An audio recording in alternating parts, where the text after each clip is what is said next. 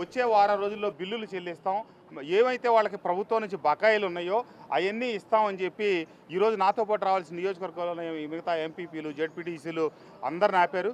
వాళ్ళు ఎక్కడున్నా నా శ్రేయోభిలాషులే.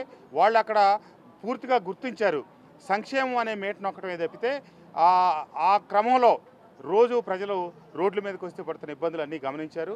తప్పకుండా అభివృద్ధి కోసం వారందరూ కూడా నాతో కలిసి త్వరలో నడుస్తారు. తప్పకుండా చంద్రబాబు నాయుడు గారి నాయకత్వంలో ఆంధ్ర రాష్ట్రం పురోభివృద్ధి చెందుతుందని ఆకాంక్షిస్తూ నేను గతంలో ఖచ్చితమైన ప్రకటన చేశాను.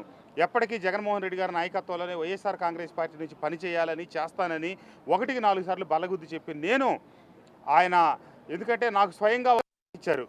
ఎన్నికలకు ముందు నేను కలిసినప్పుడు అమరావతి మీద మీ నిర్ణయం ఏంటని అడిగితే ఖచ్చితంగా నేను ఇక్కడ ఇల్లు కట్టుకుంటున్నాను, ఆఫీస్ కట్టుకుంటున్నాను, అమరావతి ఇక్కడే ఉంటుందని చెప్పి మాట మార్చారు.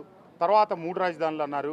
అట్లాగే అభివృద్ధికి నిధులు కేటాయిస్తా ఉన్నారు. నేను వారిని వ్యక్తిగతంగా 3 సార్లు నియోజకవర్గ అభివృద్ధికి నిధుల కోసం కలిసినప్పుడు ప్రతి సందర్భంలో చెప్పారు, దేవినేని ఉమామహేశ్వరరావు లాంటి వ్యక్తిని ఎదుర్కోవాలంటే వసంత కృష్ణప్రసాద్ తప్పితే మనకు వేరే మార్గం లేదు.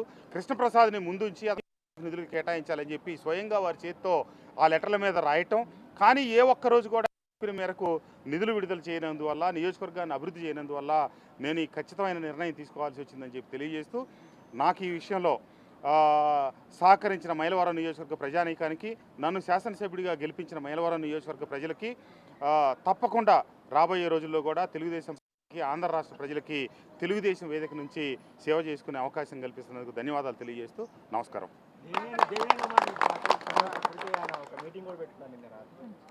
ఇవన్నీ నిరంతర ప్రక్రియలండి.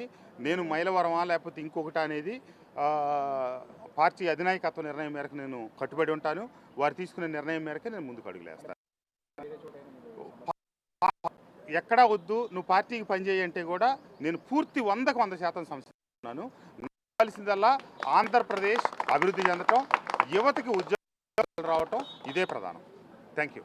నమస్తే.